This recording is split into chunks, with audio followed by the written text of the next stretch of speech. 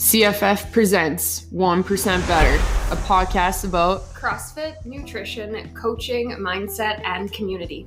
Join us as we embark in casual conversation to shed light on what life is like within these black and yellow walls. With episodes coming at you every Monday, you can follow along with Coach Whitney and Taryn as we talk shop about all things CFF. Episode 73. Did you think we'd make it this far? I actually laughed to myself when I was editing last week's podcast, and because I have to listen to the start and end of it, and I heard myself say that, and I was like, "Oh, you're so funny, Taryn." But well, at least you know this week I'll say one person. Yeah, this week I'll say, "Oh, Whitney, you're so funny." No, you won't. You'll forget. We have a heavy topic today, which I think is interesting. The last two times we've talked, it's just spurred out of conversation we started having. Which this is how our podcast topics go. Like, what kind of conversations have you had with your clients today? Because ultimately that's like what we're trying to do is like solve problems, right? And client conversations are one of the best ways to come up with ideas because your clients are coming to you with problems, right? Mm-hmm. And generally if one person has one problem, there's a bunch of other people that have the same problem too. So you can help more people that way. Yeah. Today, so what problem are you trying to solve today? Not necessarily a problem, but like the idea that when you join a gym or you start a new program such as this is like, you think you're just going in for fitness and you don't have this conception of like this concept that you might be a different person through the process. You might become a different person through the process. And I think we've seen that in some of the client interviews that we've done on the podcast. What about yourself? Oh, for sure. Yeah, me too. I don't feel like I'd be sitting here this deep into what we're doing if that wasn't the case. No kidding. Me too, though. Like, the dogs are here, by the way. So if you get some squeaky balls in the background, I'm sorry if it's loud. And another member whose phone rings constantly. He knows who he is. I know that with myself, like just kind of diving into CrossFit, I was so hungry for information and just reading everything and being around other people that were doing this and being in that environment, you know, it just really kind of pushed me a direction that I may not have gone on my own necessarily. Okay, this is a loaded question, and I think I kind of know the answer. Is that in terms of fitness? No, everything. Yes. Okay. Yeah, everything. Because even in that time, like I was only 17 or 18, and like I was one of those girls that like, oh, I want to eat to lose weight, or like I don't want to eat because I want to lose weight, right? Like I was so focused on like how I looked and that I needed to look a certain way. And I remember getting into this, and I was like maybe a few months into it and just like super enjoying CrossFit. And somebody said to me, like, you should build a little bit more muscle and lean out. Like you would look really good. And I was like, what? Like that just didn't compute. And then you start getting into all the information, these other people surrounding yourself with them, and you like see what they're doing. They're like living the life, right? Like, and you're like, whoa, okay, I'm a little bit more interested now. And you like start emulating what other people are doing. Is that actually how your journey started? Would you say? What do you mean? Like in terms of like the fitness industry? Like I know like you played basketball and you were athletic as like a teenager and stuff, but did your start in the fitness industry come from like that type of conversation? Like you should put on some muscle, you should get lean. Does that make sense? Yeah. Do you know? But no, it started because the gym burned down. It made but like sense even to before open that, a gym. But even before that, like when that gym burned down, because you were already going to that gym, were you not? Yeah, it was. Like, why were you going to that gym? To fulfill this, you should be leaner and put on some muscle. Yeah. So like that was essentially the start. Yeah. Of you. I thought you meant from like a coaching perspective. No, just in general, because I don't think you would have fallen into the coaching. Well, I was going to the gym before that too, but I was So like I started going to the gym for basketball. Like Right. that was my coach put me in that Like as your atmosphere, in that environment. training type Yeah. thing. But I kept going to the gym because it was like an aesthetic thing. It was something that like I knew I needed to do because society was telling me I needed to do that. Does that make sense? Mm-hmm. It was like I didn't want to gain the freshman 15, so I had to go to the gym. I wonder if it's still the freshman 15. I'm pretty sure it's probably like the freshman 30. 30. That's funny that we both just said that. But I hope, and I think we can see from our younger clients who come here late in high school and even come here during their university years, I hope that we're sending some of those people off with a different mentality around eating and training. Well, I know that even in some of the conversation, like, and when I was doing the exercise with some of those teenagers that have come in, like their reasons for wanting to do it were, I want to get stronger. I want to be a better hockey player. Like they were like task-based reasons versus I want to lose weight, or, you know, it wasn't like aesthetic, which that's a huge win, even just for them to be able to talk like that. It very much so. That's super cool. Do you think the whole freshman 15 comes from like their parents, like that getting passed on? Like, oh, when I went to college, we were all worried about the freshman 15. Like, do you think the parents are having more of an impact on their children, given the fact that you're having these types of conversations with these teenagers who want to be stronger? Do you know where I heard that? Was from my phys ed teacher. Yeah, adults mess in grade 12. Up, we had to write like a goal or something, or like I forget what the exact task was, but we had to write like this thing about like what we weren't going to do in the next year of our life, like in university or whatever. And I was like, my goal is to not gain the freshman 15, because he used that as an example. I didn't even know what the freshman 15 was. And it's like the scare tactic, right? Yeah. That we put on these young kids, like I'm going to call them kids still, as they head into like the beginning of their adulthood. Man, that's disappointing. Disappointing that happens, and it's not a different narrative that's said. It's not, oh, like let's set you up for success so that when you go to college, you know how to continue on with this journey. You know how to cook yeah, and cook the right choices, things, right? And go to the grocery store and be able to come home with proper groceries and not like, loads of cereal. I had to mention that because everyone knows I talk about cereal on the podcast. And like prioritize your schedule so that you can include your fitness, so it doesn't just have to stop when you go on your own. But instead, the narrative is you're not going to want to gain the freshman 15. So now we have these kids terrified to eat or terrified to like do any of this stuff. Just sitting here shaking my head. I want to know what I'm passionate about? Parents who set their kids up for failure. That's next week's podcast topic. I'm not even a parent, so I don't even feel like I have the right to have this conversation, but it's the things you see from afar, right? Yeah, interesting. Okay, anyway, that was a super big tangent. Get off your soapbox. It was just a small one. But just a milk crate today. Yeah. Anyway, back to our topic. Becoming a different version of yourself. Parents, start that with your children young. You have the power to do that. So maybe let's like start this off, like the reason why this topic came up. Sure. And I hope that my client is okay me sharing this story, because I think it's a great story. One of our 9-week level up clients, when they first began with us, was telling me a story about how they have this massive wine cellar filled with very expensive wines, and was something that they prided themselves on, that when guests would come over, they would pull out this fancy bottle of wine and be able to share that experience, and it would enhance the experience. And it was something that they regularly did with their spouse on almost a nightly basis.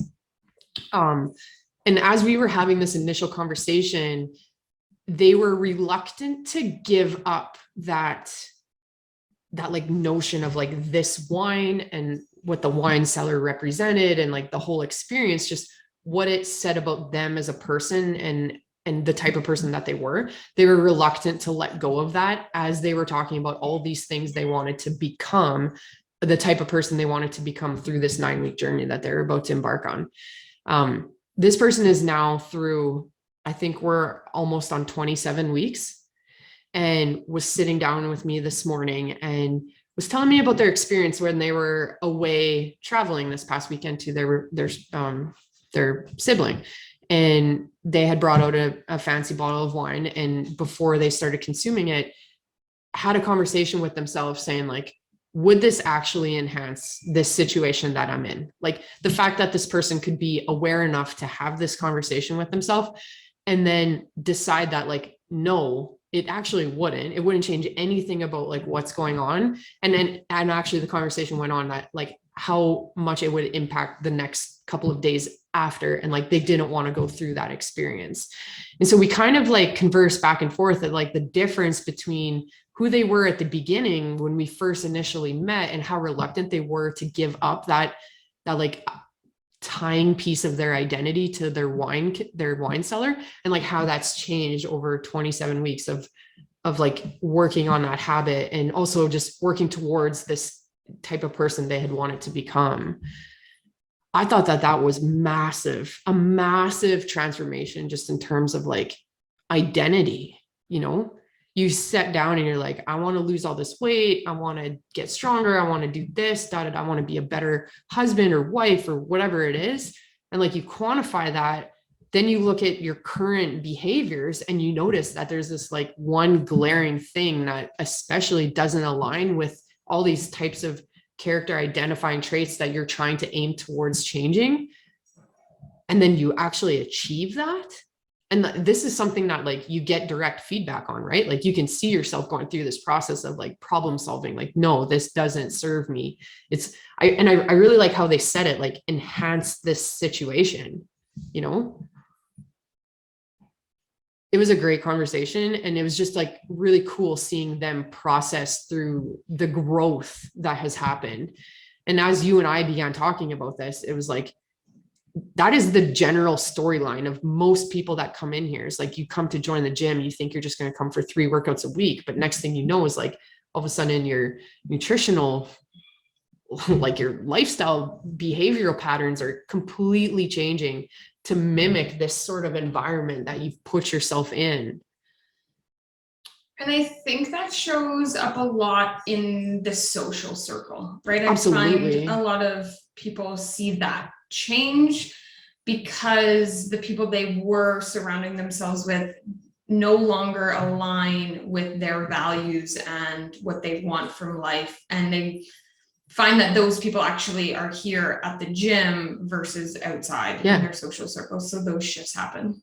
And like I've seen lots of those shifts happen. As hard as that conversation is to be a part of sometimes, where people are having that realization that like, hey, my best friend or so-and-so doesn't, like their lifestyle doesn't align with mine anymore. And that's really hard for me to compute. I kind of like enjoy being a part of that conversation with that client because what is there is so good for them, and what might be from their past life is not good for them. So to see them like making that realization and working through it is a really powerful moment. We talked about with our staff a few weeks ago about creating impact with our clients and like life-changing events. And this is a real life example of something like that. It's like you're massively overhauling your behavioral patterns for the way more positive. And sometimes that means shedding the negativity, or like not necessarily negativity, but like the things that don't serve you, right?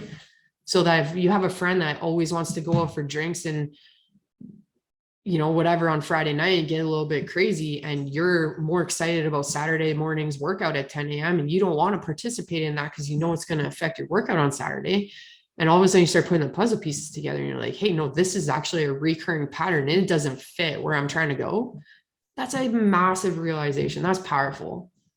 And then I think to have the people to support you through that transition. Yeah. So the people on the other side of it pulling you along and being like, you. yeah. Because we've seen a lot of that happen I want to say in like the last 2 weeks with a member, like making job changes. And it's like, there are people here who continue to check on her and cheer her on and all of that stuff. So that has also been cool to watch, like them having the courage and to be in a place to make that change, but then to also have those people around them to support the change and applaud them for making these types of And you look choices. at those people that are the ones that are supporting them, and they themselves have been through similar instances, right? And I've always said this from the start is like, people join the gym, they become part of the culture, and then they make these massive overhauls of their life, whether it's a new career, and they might have marriage problems that they change or whatever. It's like, you don't necessarily think,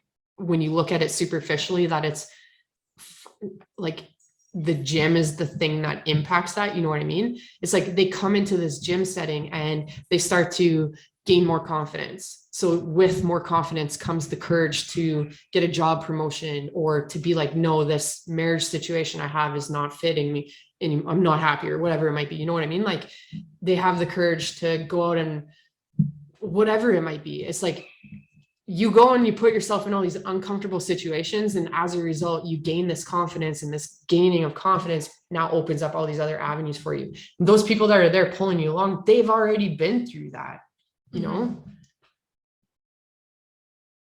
and I mean, I sit here and I'm like talking like this, and when I think back to like the very early days, it was like, I went through those things, and then I opened the doors, and I started that with the first bunch of people, and those first bunch of people started it with the next bunch of people. And man, that's a really cool chain reaction.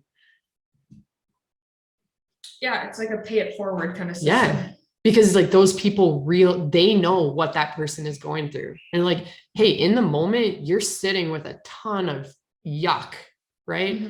But it's okay, because we know what's on the other end, and we'll help get you there.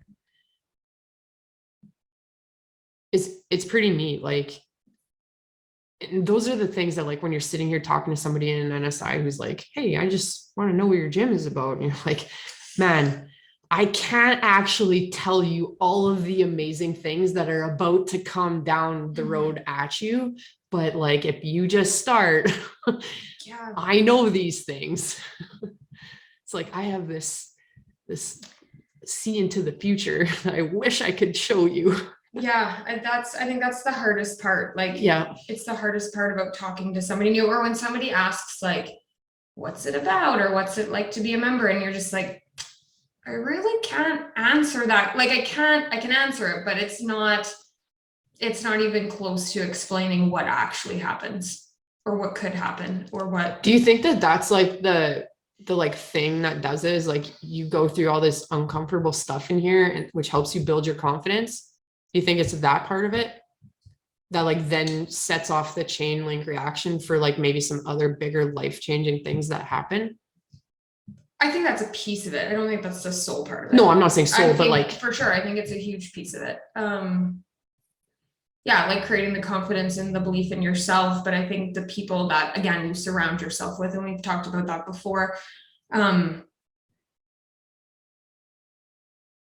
even just being a part of people choosing to do hard things on their own and playing whatever role you play for them, also building confidence that if you have to find yourself in a situation like that, there are people there ooh, that's a good one, because you were there for them, or you saw other people be there for them. And I think it just solidifies that you've got that backing. and like, you just don't find that in a regular gym. Like, that culture, you just can't find something like that. And I wonder if that's like, and I can't speak for other CrossFit gyms, but I wonder if that is part of the whole CrossFit's a cult thing. Like, because there is so much support. I wonder if that is a contributing factor to why it gets deemed a cult. Probably. Because it's like an unwavering support, and it's very strong. And I think the people who make that comment that it's a cult are usually with the people who are so invested in the community, and like it gets talked about a lot, and they see it impact their lives. So I think that's just the word that gets put on it, but it actually, It's not at all. it's not at all. Yeah. Yeah, it's just an interesting concept to explain. And I think that as this client and I got kind of talking more in depth about this particular scenario, like with the wine and everything, Mhm. I was thinking that like when you have these like transformations of like your identity, of like not your identity, but like of your character, right? Because that's what it is like sometimes it's not noticeable to you right away, Mhm. it might be someone else that points it out, or it might be as a direct, or it may be like an indirect from like a scenario that's unfolding right beside, like right in front of you. Like, I said, like, take for instance, this person's spouse wants to have a glass of wine on that night, is like, well, they know that this isn't something that like they do anymore, right? Like it doesn't align. So they have no problem having that conversation. And then you're like, whoa, revelation, right? I think when you shared that story with me earlier, I asked the question of like, where did that come from? Like, where did this need to do this routine or ritual or this, or have this way of life almost, I'll call it. And I think that links back to like our whole freshman 15 thing of you saying it was influenced by somebody else, right? And I think that's an important thing to point out too, especially when we have so many parents and parents with kids who come here, of just like setting examples. Like the person you want to become or are choosing to be impacts those in your life, right? Because this person made this choice because it came about from how his father played a role, right? And then that goes with anything. And I had this conversation with another client of like, my parents raised me on fast food. I wish we could go back in time and not have that, because now that's ingrained in my body to choose fast food. And I think that's how this whole generation is, because that's just what we did. And so moving forward, you have to make those choices on whether or not you're going to continue that habit for your kids, and the trickle down effect, right? I'm going to share this on here too, but I shared it with you about this conversation, is like, I sat with this person. I've known this person for a very long time. I sat with this person early into my business career and went through this process with them. They brought an expensive bottle of wine out for a dinner we were sharing. And, I know this person as a successful in their own endeavors. Sorry. And in that moment, I was so influential because I was very early into this. I took that as something for myself to strive towards, because I related the two instances, I actually shared that with that particular person along this journey that we've been on. And I said to him, like, it's interesting how things have changed, just where we both were on our life paths. I think the influence thing is interesting. I think how habits translate through generations is interesting, but I also think the change, like the revelation that this person had, that's the most valuable part. I think that right? is cool. It's not even the fact that they're like where they are right now and they're in like their character. It's like the middle part that's the valuable part. Yeah. Right. And I've said that about so many things in many different episodes. Yeah. It's the actual middle part that is where the gold is.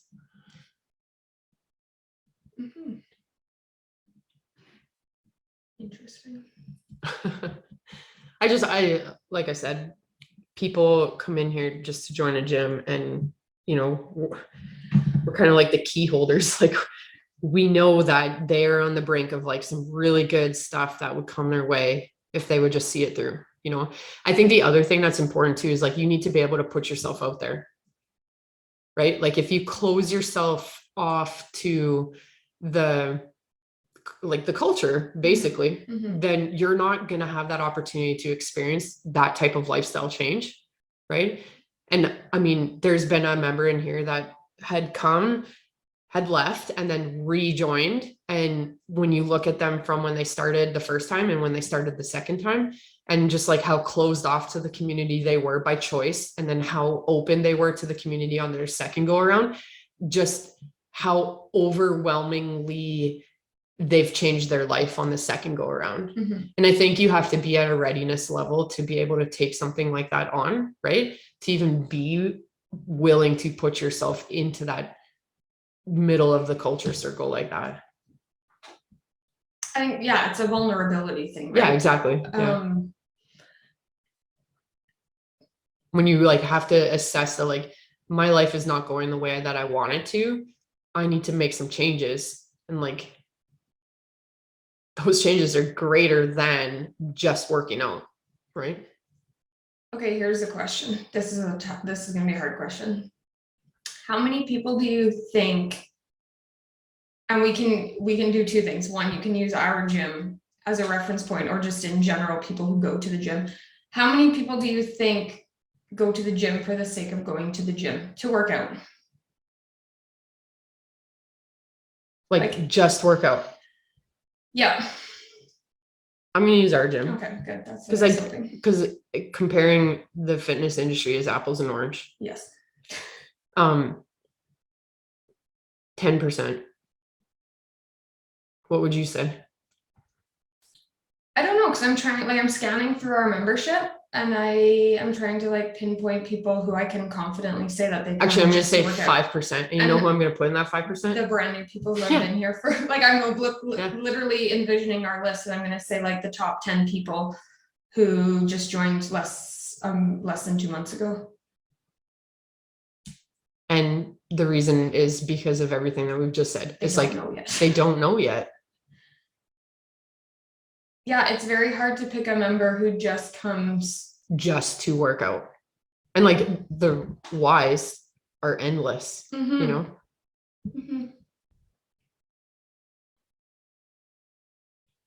How many people would you say have made big life changes? Like, and I'm not talking like physical changes, but like changing habits, changing jobs, whatever that might look like. 95%.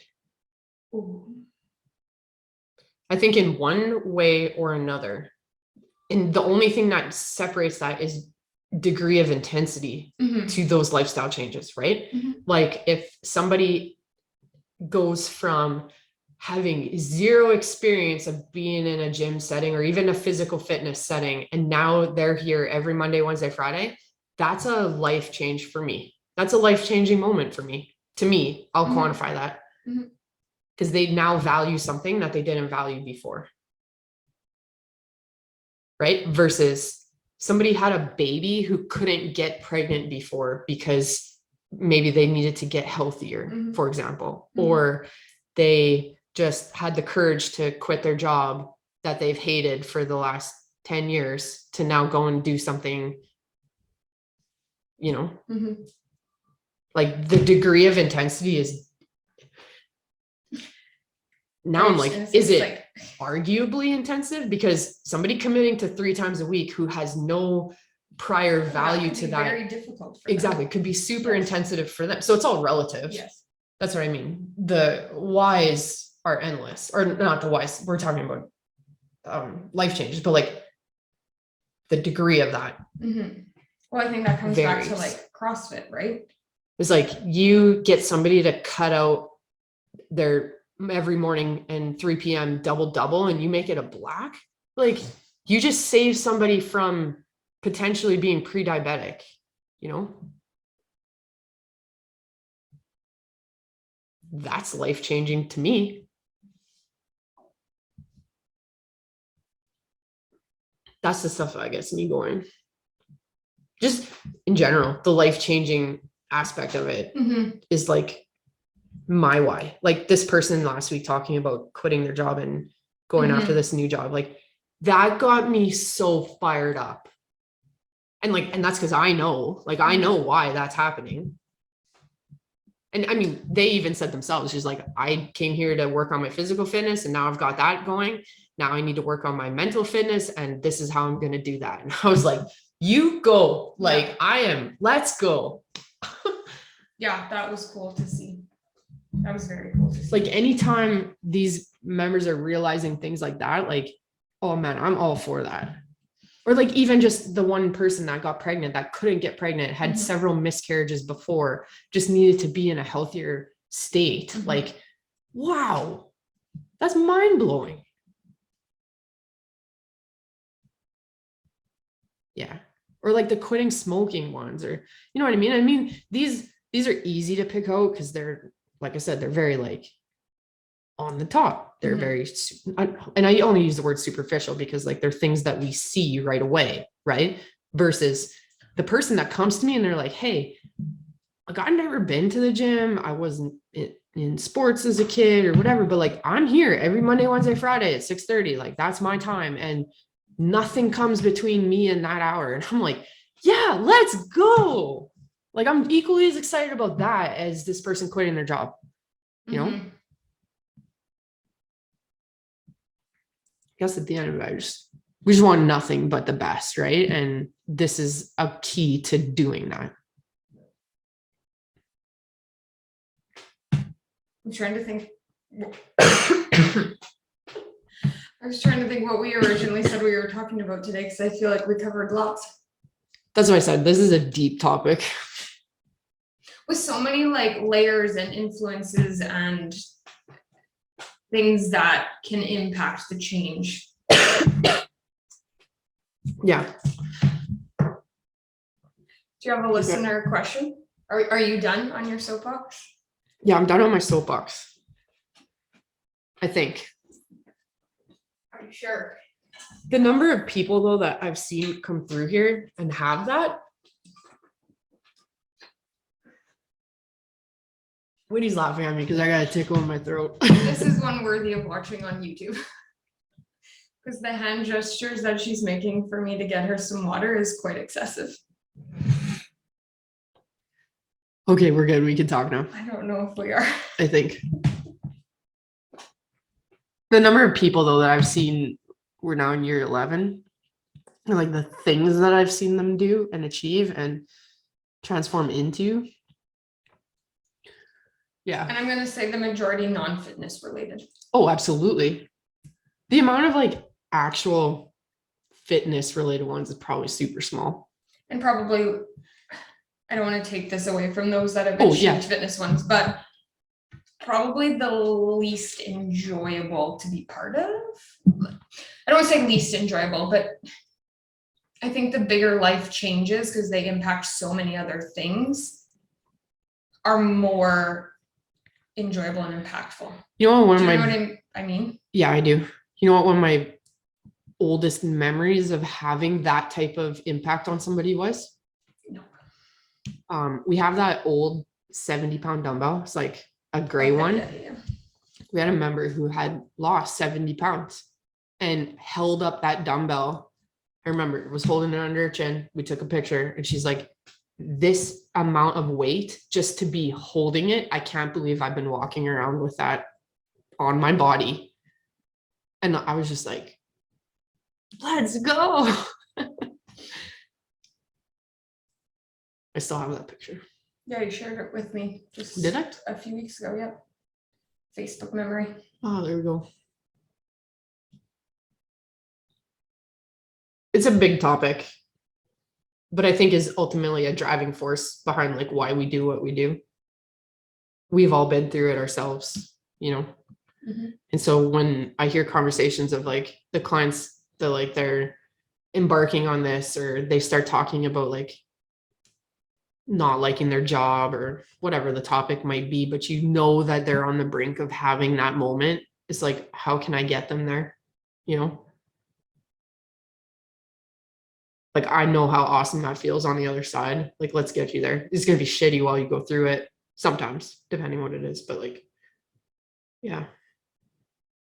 I was just really pumped about this client conversation that I had. And, it's just another one of those instances to add to the list of like ways that people have truly changed their lives because of like maybe being in the gym or surrounding themselves with people that like believe in them and can help guide them where they need to go, whether it's a coach or other clients, or it doesn't matter. It's the environment, right?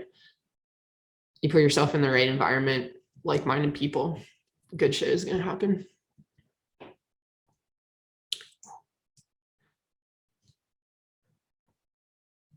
Okay, now do you have a listener question? Oh yeah, listener question. Well, I think it's obvious. Like, if that has happened to you, we want to hear about it. Like, what is the biggest thing that you think the gym might have had, the gym or the people or whatever, like just this environment might have had an influence in being a deciding factor for something,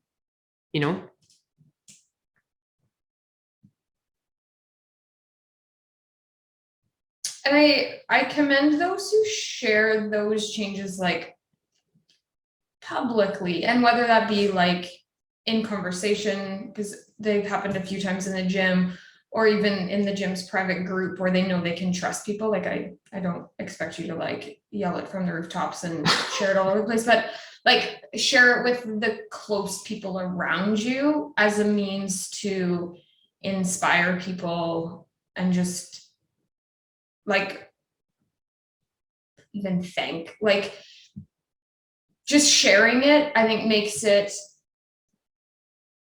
more normal. Does that make sense? I think people keep those big changes like internally, and I think just sharing it makes it a normal occurrence, because we see it so often here, but maybe not everybody knows it actually happens.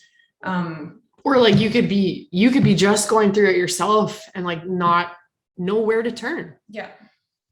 There's a group of 150 people here that there's a good chance that somebody in here has been through what you're going through. Yeah, or inspires people to make those changes. Yeah, exactly. Right? To step up and make those changes. Yeah, absolutely. Yeah.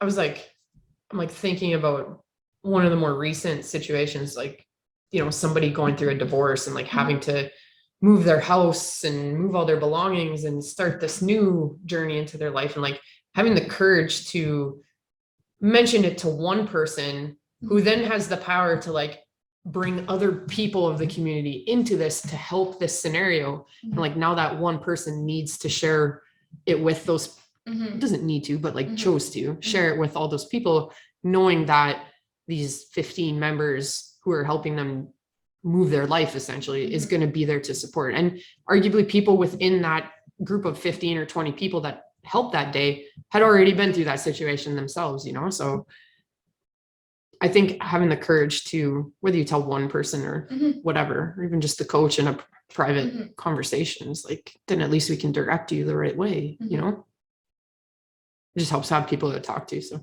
yeah, if that's our listener question, if you've been impacted in some way, shape, or form in that way to make major life changes, whether it's committing to the gym 3 times when you just didn't have that, or something much larger. Nope, it's not much larger. I gotta back up. Equally as intense. We want to hear about it. I think that should bring some good messages this week. I hope so. Yeah, I hope so too.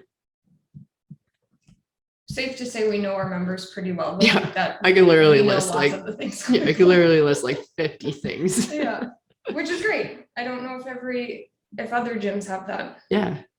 And I think I mentioned that in a podcast before. Like I was talking to somebody who owns a gym somewhere else in a larger center, and it's like, you helped somebody move on the weekend? Well, yeah, like that's just what we do. Like we know what's happening in people's lives and we offer to help. Like the number of people who have said, I'm out because I've got COVID or whatever. It's like, hey, do you need anything? Do you need groceries? Like that is my go-to line. Like, what can I do? Do you need groceries? Like I've asked everybody that because I don't mind running and getting groceries or doing whatever, but I don't know if other places would do something like that. So Culture. that's pretty cool. Yeah. Episode 73. We're almost at 75. We're so close. 3/4 of the way to 100. What does that put us? We should do the math to see when we'll get to 100. Are we gonna like pop a little mini bottle of champagne so that you can hear the on the mic? People could watch it. Yeah. Oh yeah, you can watch us on YouTube. I wonder if we're gonna get more viewers this time because we've been talking about it the last I two. hope not. Yeah, please don't watch us on YouTube. No. But just one also person want who to does. grow the YouTube channel, but don't watch us. Just go Just and say click you on it so we can visited. have the view and then close it down. Okay, as always, follow us on our socials, Facebook, Instagram, Twitter. You know how to reach us with your listener answers to our questions. We can't wait to share those experiences with you. All right, thanks for listening.